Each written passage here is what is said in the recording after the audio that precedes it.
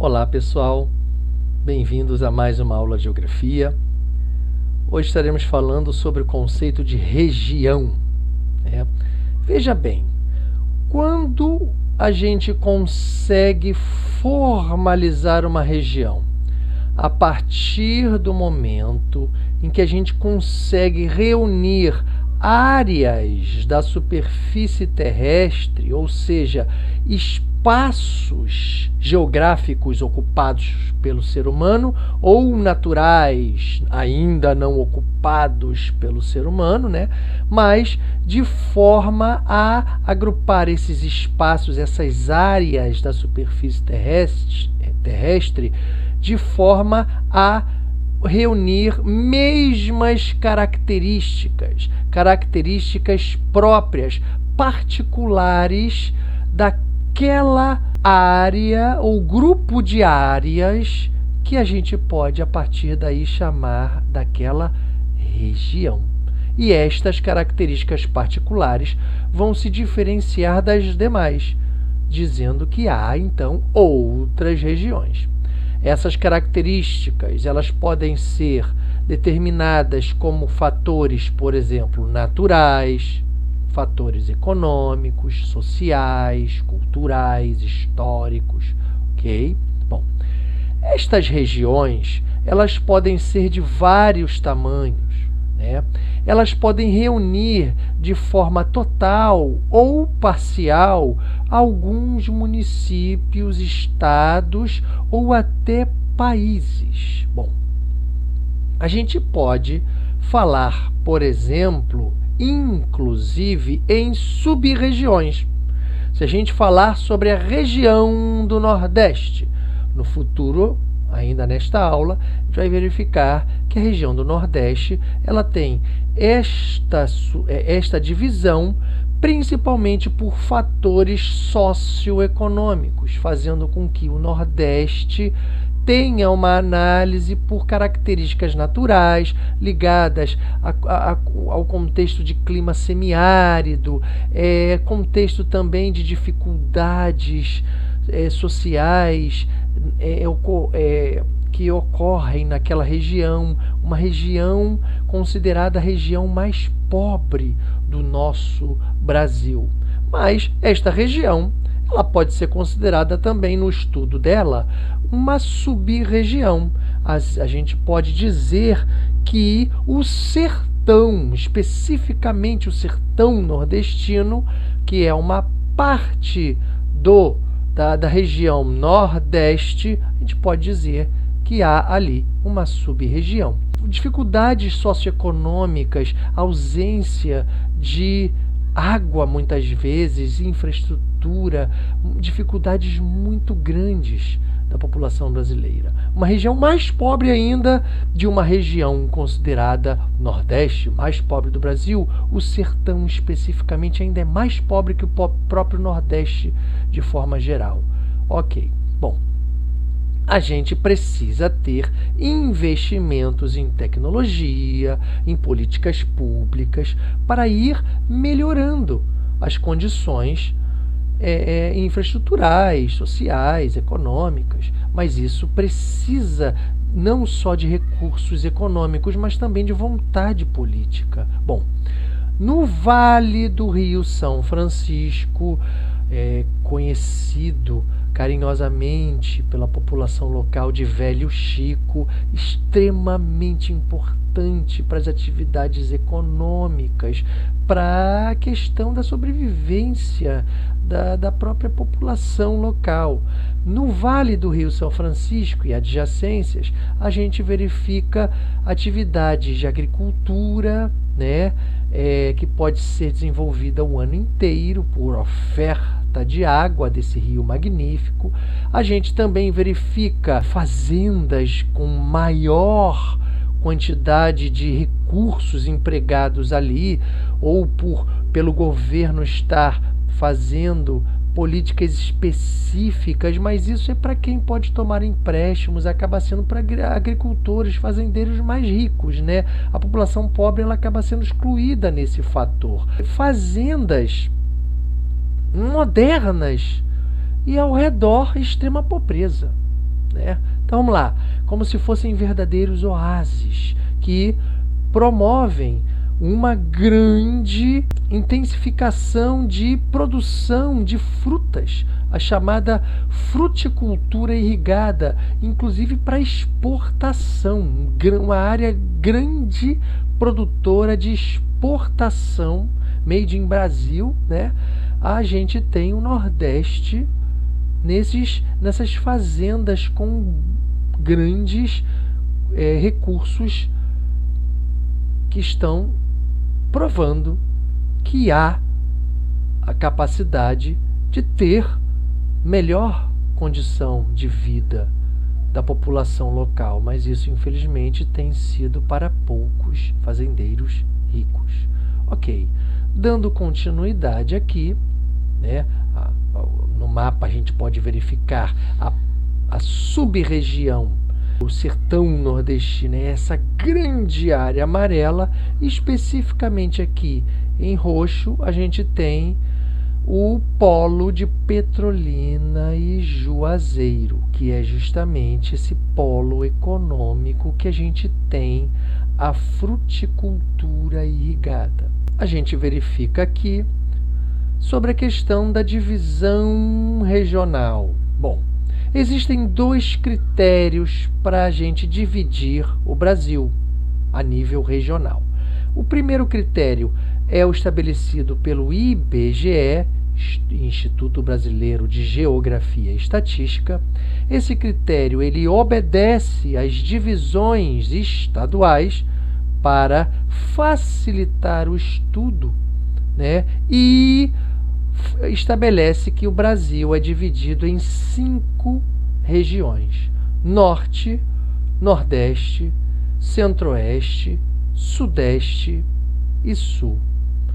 Esse critério foi estabelecido a partir de 1940 e a gente verifica aqui no mapa essas 5 regiões. Região Norte, basicamente estabelecida pela grande floresta amazônica. Então nós vemos o principal critério aqui para divisão é a questão do critério da natureza, né? Critérios naturais.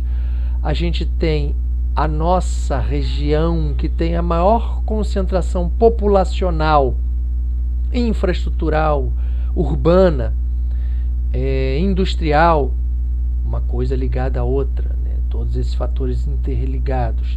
A gente tem o Sudeste, onde verificamos as 2 maiores cidades brasileiras, São Paulo e Rio de Janeiro, consequentemente os estados mais ricos do Brasil, seguido de Minas Gerais, e a gente verifica aqui também Espírito Santo. E nós temos a região, então essa região tem um critério basicamente econômico, né, socioeconômico, da mesma forma que a gente também tem o Nordeste como critério socioeconômico estabelecido, porque a gente verifica o Nordeste de forma geral como a região mais pobre do Brasil. Tá? A gente tem o Centro-Oeste, uma região produtora com uma grande capacidade de produção agropecuária, e a gente vai ter a região Sul, a segunda região mais rica do país. Paraná, Santa Catarina, Rio Grande do Sul formam a região Sul. Ok, dando continuidade. Essas regiões brasileiras possuem grandes diferenças. Veja só, aqui nós temos 2 gráficos de pizza, né? Chamados gráficos de pizza, que a gente vê os cortes e os percentuais. Veja só, o Brasil sendo ocupado de forma percentual por área. Claro, a maior área do Brasil a nível de ocupação territorial, disparadamente é a região norte. Nós temos quase que a metade do Brasil, 45%, é ocupada pela região norte. A gente tem também a segunda região a nível de território, grandeza territorial, o Centro-Oeste, a segunda região maior, e é uma região que tem grande produção de agropecuária. A nossa terceira região a nível de espaço territorial ocupado é o nosso Nordeste, 18%. Lembrando que é a região, de forma geral, mais pobre do Brasil. A gente tem, na sequência, o Sudeste, a região mais rica do Brasil, que tem a maior concentração industrial, populacional, infraestrutural, serviços, ok, 11%. E, por último, o Sul, 7%. Se a gente pegar essa análise territorial, ocupação por territórios, e a gente verificar a questão ocupada pela população, a gente verifica que a população ela está extremamente concentrada no Sudeste. E aí, seguido do Nordeste, 28%, 42% o nosso Sudeste, onde nós estamos, seguido pelos 28% de população no Nordeste. Aí a gente verifica em terceiro lugar a ocupação do Sul, 14%, populacional, concentração populacional. E em último lugar, empatados, o Norte, onde está a nossa Amazônia, e o Centro-Oeste, onde está a nossa produção agropecuária. Então, determinando que há grandes vazios demográficos no nosso Centro-Oeste e no nosso Norte do Brasil. Ok.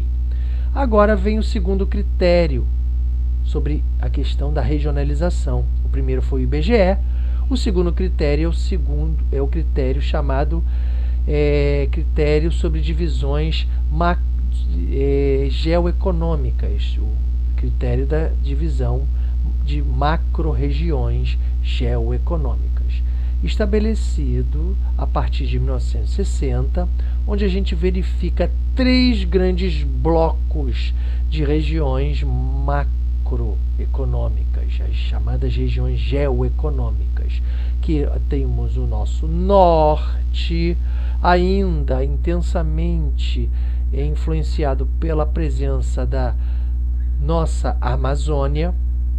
A gente verifica o Nordeste, também influenciado na questão da parte mais pobre do Brasil, e a gente verifica a questão do Sudeste, que é a primeira região a nível de IBGE rica do Brasil.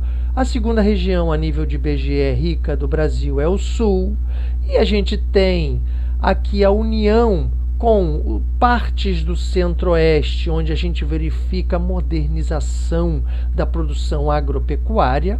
Então, no critério geoeconômico, a gente faz esta região ser... a gente também une aqui Distrito Federal, Brasília, né, que tem a liderança política do país. A gente tem a liderança econômica do país basicamente nas mãos do Sudeste, a nível de IBGE, São Paulo, Rio de Janeiro.